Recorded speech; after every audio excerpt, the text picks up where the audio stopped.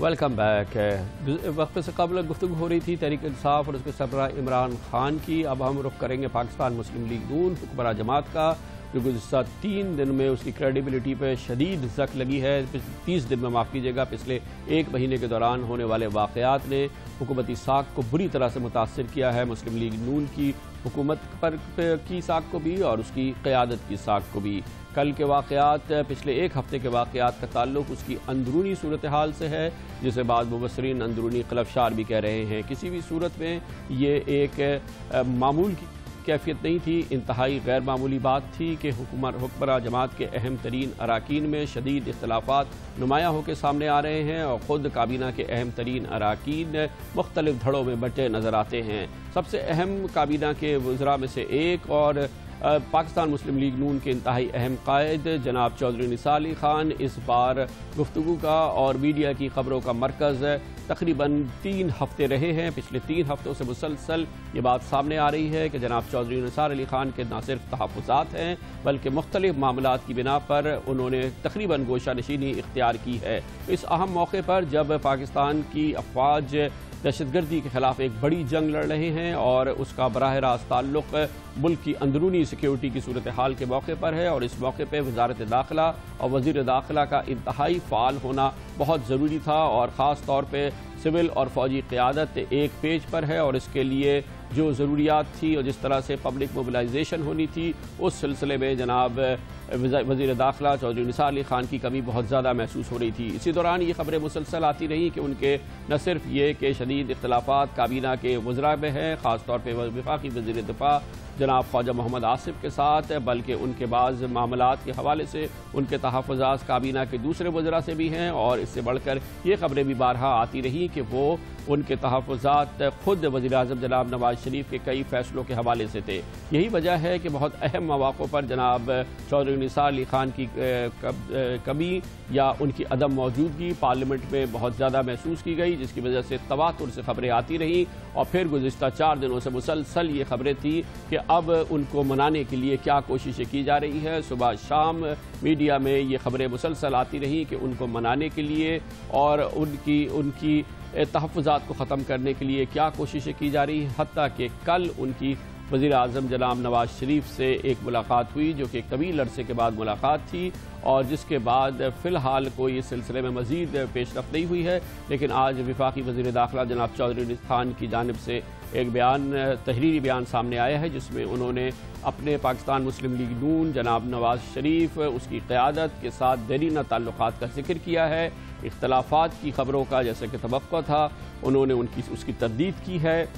کابینہ کے وزراء کے ساتھ اپنے اچھے تعلقات کی انہوں نے ذکر کیا ہے، خاص طور پہ جناب اسحاق ڈار کے ساتھ، مگر اس کے ساتھ ہی انہوں نے چند جملے صرف کیے ہیں اس وزیر کے یا 1 یا 2 وزراء کے حوالے سے جو بغض رکھتے ہیں، اور اس سلسلے میں شاید وہ ایسی کارروائی کر رہے ہیں جو جناب نثار علی خان کو بہت زیادہ پسندیدہ نہیں ہے۔ لیکن پاکستان مسلم لیگ نون کے اندرونی صورتحال اور جس انداز سے یہ صورتحال عوام کے سامنے آئی، یقینی طور پر یہ ایک متحد اور یکجا یا ایک پیج پر ہونے والی سیاسی قیادت کی صورتحال نہیں تھی، اور اس نے یقینی طور پہ پاکستان مسلم لیگ نون اور حکمراں جماعت کی ساکھ کو بری طرح سے متاثر کیا ہے، خاص طور پہ اس کے اندرونی صورتحال کی وجہ سے۔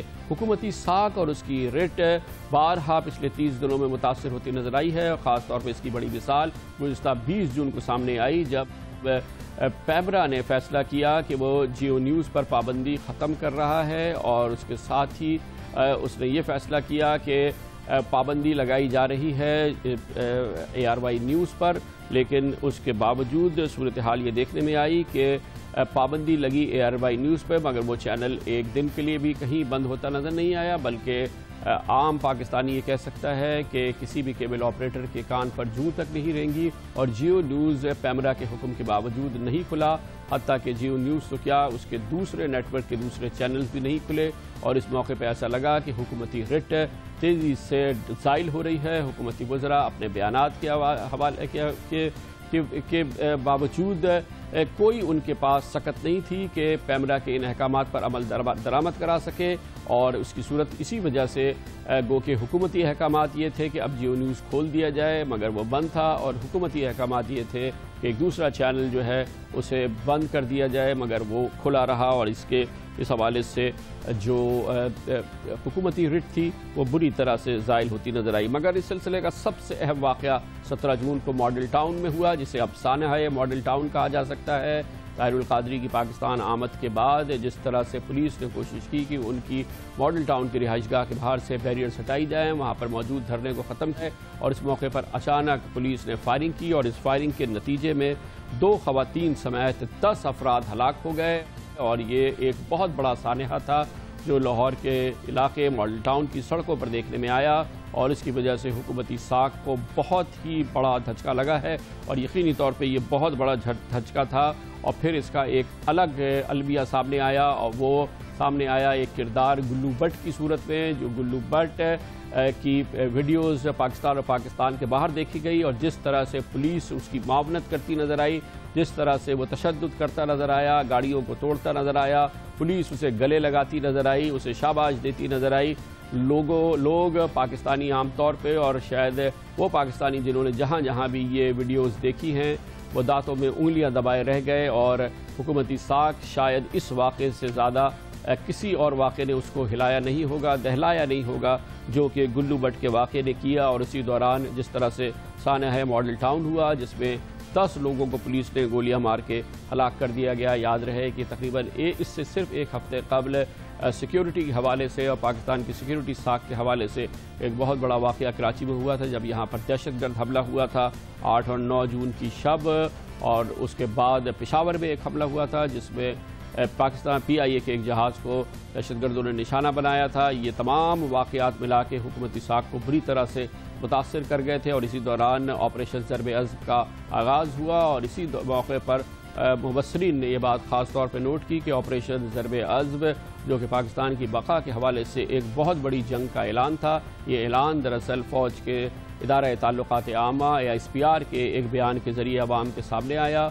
और इस सिलसिले में हुकूमती बयान और हुकूमती पोजीशन इसके तकरीबन 18 घंटे के बाद बाकायदा तौर पर पेश की गई। ये तमाम वाक़यात ज़क लगा गए हैं हुकूमती साख को, और तौर पर अब इक़दामात करने होंगे ख़ुद वज़ीर-ए-आज़म नवाज़ शरीफ को, पाकिस्तान मुस्लिम लीग नून के तमाम कायदीन को, कि वो पूरी सूरत हाल है जिसकी वजह से उन तमाम लोगों ने जिन्होंने बड़ी तादाद में पाकिस्तान मुस्लिम लीग नून को वोट दिया और उसने तनहा जमात की हैसियत से पाकिस्तान में हुकूमत कायम की, लेकिन उसके हालात और उसकी साख और उसके जो इस वक्त क्रेडिबिलिटी की सूरत हाल है, वो यकीनी तौर पे पिछले 1 साल में हम कह सकते हैं कि इस वक्त निचली तरीन सतह पर है।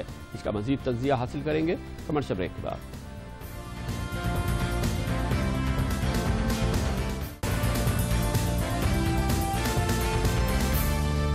क्या ये कहना मुनासिब होगा कि गुज़िश्ता 1 माह के वाक़यात ने हुकूमत की और पाकिस्तान मुस्लिम लीग नून की साख को तहस नहस कर दिया है, मुतासिर किया है, या उस पर कोई असर नहीं हुआ? इसका जायज़ा हासिल करते हैं। अहम मुबस्सरीन हमारे साथ मौजूद हैं, हमें ज्वाइन किया है कौमी उमूर के मुमताज़ तज्ज़ियाकारों ने। एक हमारे साथ इस्लामाबाद से मौजूद होंगे जनाब फ़ारूक सलीम, और लाहौर से हमें ज्वाइन करेंगे प्रोफेसर डॉक्टर हसन अस्करी रिजवी।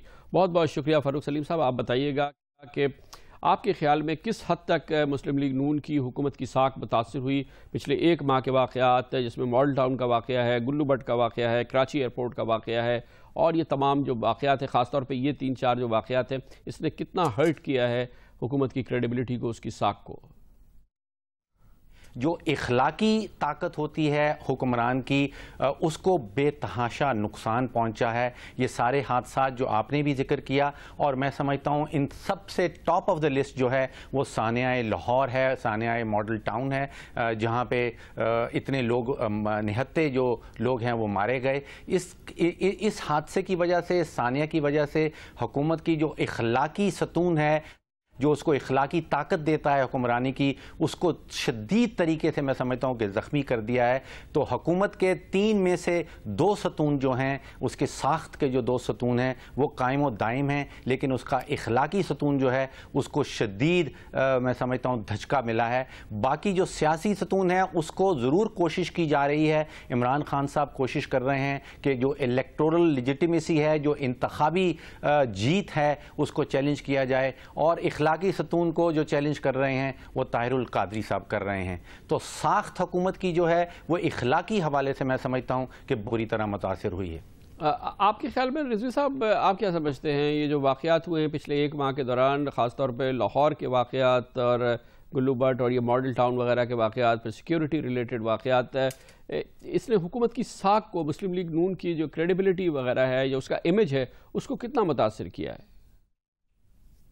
ان سب واقعات نے جو پچھلے کوئی 1 ماہ میں ہوئے ہیں حکومت کی ساکھ کو شدید نقصان پہنچایا ہے، اور ان معاملات سے یہ بھی ظاہر ہوتا ہے کہ جو اس وقت گورننس اور پولیٹیکل مینجمنٹ کا جو ماڈل اس وقت پی ایم ایل این کر رہی ہے، وہ ماڈل ان چیلنجز کو رسپونڈ نہیں کر سکتا۔ وہ ماڈل ہے ہائیلی پرسنلائز، جو نواز شریف اور شہباز شریف کے ارد گرد گھومتا ہے، اور جب آپ انسٹیٹیوشنز کی بجائے پرسنلائز طریقے سے ڈیسیجن میکنگ کرتے ہیں تو اس میں پھر ذاتی جھگڑے شروع ہو جاتے ہیں، پھر ڈومین کے جو ہے شکایات پیدا ہوتی ہے، ایگو کے مسئلے ہیں، جس کی وجہ سے جو اصل معاملات ہیں ان کی طرف توجہ کم ہوئی اور جو بھی اقدامات کیے گئے وہ غلط ہوئے۔ تو لہٰذا یہ جب تک پولیٹیکل گورننس اور پولیٹیکل مینجمنٹ کو امپروو نہیں کرے گی پی ایم ایل این، اس وقت تک میرا خیال ہے ان کا موجودہ کرائسس اوور کم نہیں ہوگا، جس کا مطلب یہ ہے کہ ان کو ذاتوں کی بجائے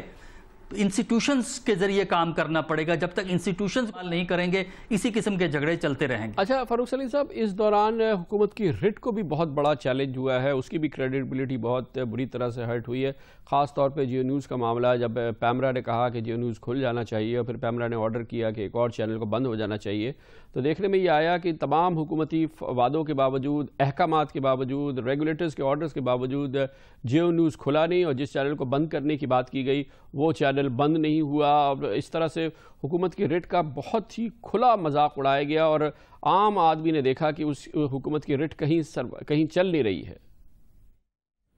دیکھیے، اس حکومت نے یا اس سے پہلی حکومت نے جتنے بھی ریگولیٹری ادارے بنائے ہیں، ان میں اوگرا ہو جائے، نیپرا ہو جائے، کمپٹیشن کمیشن ہو جائے یا پیمرا ہو جائے، یہاں پہ پروفیشنلزم کا بالکل کسی قسم کا نظام جو ہے وہ نہیں ہے۔ ہمارے جتنے بھی ریگولیٹری ادارے ہیں وہ یا تو سرکاری ملازمین جو ریٹائرڈ ملازمین ہیں یا بیوروکریٹس ہیں، ان کا آپ سمجھیں کہ وہ ایک گریو یارڈ، ایک قبرستان بن چکا ہے، اور وہاں پہ کسی قسم کا پروفیشنلزم نظر نہیں آتا۔ تو پہلی غلطی اس حکومت کی یہ ہے کہ اس نے کسی بھی ریگولیٹری ادارے کو پروفیشنلائز نہیں کیا۔ اگر ان اداروں میں پروفیشنل لوگ کام کر رہے ہوں تو پھر جو کچھ ہم دیکھ رہے ہیں وہ ہمارے سامنے نہ آتا۔ اس ایشو پہ آپ کیا کہیں گے رضوی صاحب، جو کہ حکومت کی اتھارٹی بالکل نہیں چلی، خاص طور پہ جیو نیوز کی پابندی کے حوالے سے، اور ایک اور چینل جب اس کو پیمرا نے بند کیا اس حوالے سے؟ دیکھیں، یہی سب سے بڑا مسئلہ ہے کہ حکومت کی بات کہیں چل جاتی ہے، کہیں نہیں چلتی، بلکہ جو حکومتی ادارے ہیں وہ بھی ایک ڈائریکشن میں پل نہیں کرتے۔ یہی وجہ ہے کہ آپ کو حالات کی بہتری نظر نہیں آتی۔ ایک ادارہ ایک طرف جا رہا ہے، دوسرا ادارہ دوسری طرف جا رہا ہے، ایک وزیر کچھ کہہ رہا ہے، دوسرا وزیر کچھ کہہ رہا ہے۔ جب تک حکومت جو ہے ایک اینٹی کے طور پر مل کر ایک ڈائریکشن میں نہ جائے، اس کی رٹ نہیں چلتی۔ تو پیمرا کے سلسلے میں بھی اور جو کہ چینلز کے سلسلے میں معاملات ہوئے ہیں، اس میں ہم نے دیکھا ہے کہ وزراء کے آپس میں بیانات نہیں ملتے، حکومت فیصلہ کرتی ہے، حکومت ان کو امپلیمنٹ نہیں کرنا چاہتی۔ اگر حکومت چاہے تو یہ فیصلے امپلیمنٹ ہو سکتے ہیں۔ ہمیں لگتا یہ ہے کہ حکومت میں یا تو ول نہیں ہے اپنے فیصلے امپلیمنٹ کرنے کی، یا خواہش نہیں ہے، یا سیاست کی وجہ سے کچھ ایسے فیصلے وہ کر لیتے ہیں جس کی وجہ سے وہ پبلک کو دکھانے کے لیے ایک بات کہہ دی لیکن اس پر عمل درآمد نہیں کیا جاتا۔ یہ گورننس کا کرائسس ہے۔ آپ معاف کیجئے گا رضوی صاحب، آپ کو انٹرپٹ کیا۔ ایک اور اہم ٹاپک ہے جو سامنے آیا ہے، وہ مسلم لیگ کے انٹرنل افیئرز، خاص طور پہ یہ چودھری نثار علی خان صاحب کا جو واقعہ ہے پچھلے کئی دنوں سے اور کئی 2-3 3 ہفتوں سے مسلسل یہ خبریں آ رہی ہیں کہ چودھری نثار صاحب روٹھے ہوئے ہیں یا ان کے تحفظات ہیں یا ان کے بہت سیریس ریزرویشنز ہیں، ان کو منانے کی کوشش کی جا رہی ہے.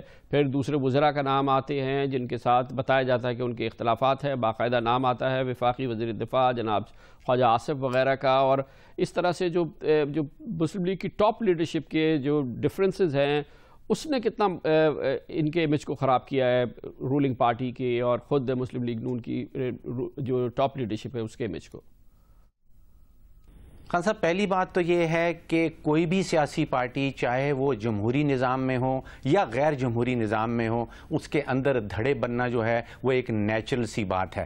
جو جمہوری نظام میں سیاسی پارٹیاں آپریٹ کر رہی ہوتی ہیں ان کا دھڑا بندی کا جو معاملہ ہے وہ نمایاں ہو کے منظر عام میں آ جاتا ہے، اور جو غیر جمہوری سسٹمز میں سیاسی پارٹیاں ہوتی ہیں ان کے اندر کے دھڑے جو ہیں وہ ذرا چھپے چھپائے رہتے ہیں.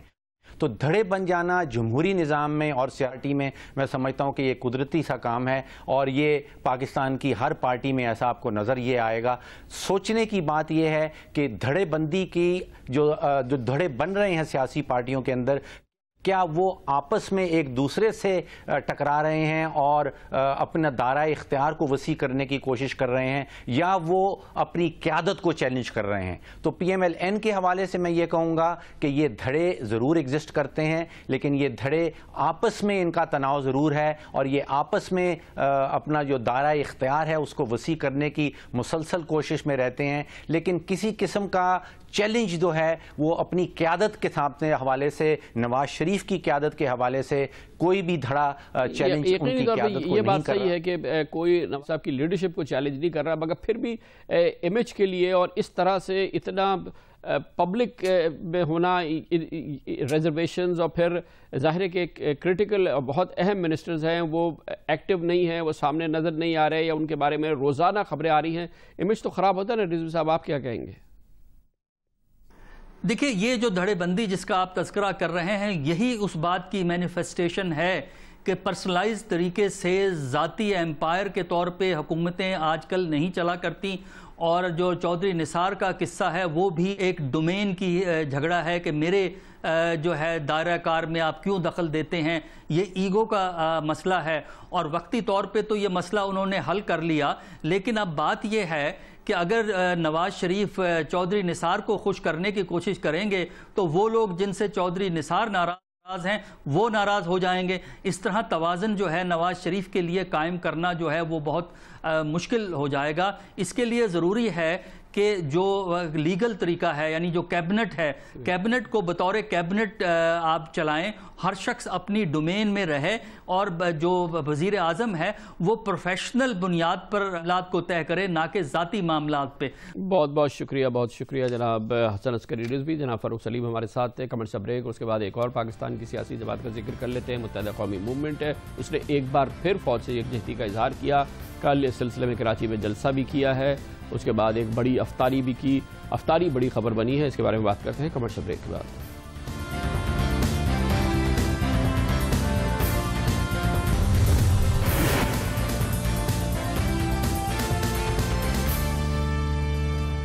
Welcome back. متحدہ قومی موومنٹ نے ایک بار پھر فوج سے یکجہتی کا اظہار کیا ہے. فوج سے یکجہتی کا اظہار متحدہ قومی موومنٹ پچھلے چند سالوں میں کئی بار کر چکی ہے، اور اس سلسلے میں کل کراچی میں ایک بڑے جلسہ عام کا انعقاد کیا گیا. اہم جلسہ اس لیے بھی تھا کہ یہ رمضان کے موقع پر تھا اور افطار سے پہلے اس جلسے کا اظہار تھا. متحدہ قومی موومنٹ کہتی تھی کہ فوج سے یکجہتی کا اظہار وہ آپریشن ضرب عضب کے حوالے سے کر رہی ہے اور اپنی فوج کو اس سلسلے میں سلام پیش کرنا چاہتی ہے. اس موقع پر متحدہ قومی موومنٹ کی قیادت نے فوج کو سلیوٹ بھی کیا اور اپنے کارکنوں سے بھی کہا کہ فوج کو سلیوٹ کرے. اس موقع پہ جناب الطاف حسین نے اپنے مخصوص انداز میں فوج کو خراج تحسین بھی پیش کیا. پاکستان کے فوجیوں، اس پر چمکے قائل ہم ایک ہیں، ہم ایک.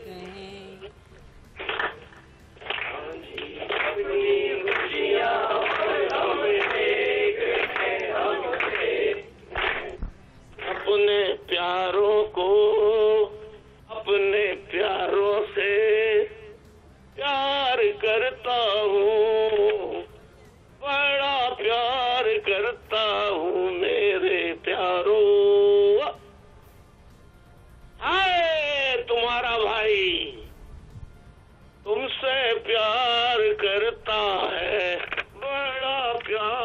करता है। बहुत दिलचस्प अंदाज में जनाब अल्ताफ हुसैन ने फ़ौज से यकजहती का इजहार किया। इस मौके पर बड़ी तादाद में लोग भी इकट्ठा हुए थे और इसी मौके पर जो बड़ी खबर बनी वो ये कि इतनी बड़ी तादाद में लोगों को अफ्तारी भी कराई गई और इस मौके पर कोई बहुत बड़ी बदनज़मी भी देखने में नहीं आई, जिसकी वजह से MQM की तंजीम को खराज तहसीन भी पेश किया गया। जलसा ज़रूर बड़ा था लेकिन इसी मकाम पर खुद मुत्तहिदा कौमी मूवमेंट इससे बहुत बड़े बड़े जलसे कर चुकी है। कल का जलसा तादाद के लिहाज से यकीनी तौर पर उन जलसों से मुख्तलिफ था जो इससे कबल MQM कर चुकी है। मिसाल के तौर पर अब से कुछ अरसे कबल MQM ने इसी मकाम पर ख़वातीन का एक बड़ा जलसा किया था और इत्तलात के मुताबिक और मुसद्दिक़ा जो इस सिलसिले में मुबसरीन की राय थी वो कल के जलसे के मुकाबले में सिर्फ ख़वातीन का जो MQM का जलसा था वो तकरीबन 5 गुना बड़ा था। इसी मकाम तहरीक इंसाफ के सरबराह जनाब इमरान खान भी एक बहुत बड़ा जलसा कर चुके हैं, मगर कल का मुत्तहिदा कौमी मूवमेंट का जलसा फ़ौज से यकजहती के इज़हार के हवाले से, रमज़ान के हवाले से, रोज़े के हवाले से बहुत अहम था और इस मौके पर अफ्तारी और इतने हज़ारों की तादाद में लोगों को अफ्तारी कराना यकीनी तौर पर MQM के लिए ये एक बहुत बड़ा और एक नया मरहला था और एक बार फिर इसकी तंजीम को इस हवाले से खराज तहसीन भी पेश किया गया। इसके साथ ही हमारे आज के प्रोग्राम का इख्तिताम होता है। कल आपसे फिर मुलाकात होगी। कल तक के लिए कामरान खान को इजाज़त। अल्लाह हाफ़िज़ नासिर।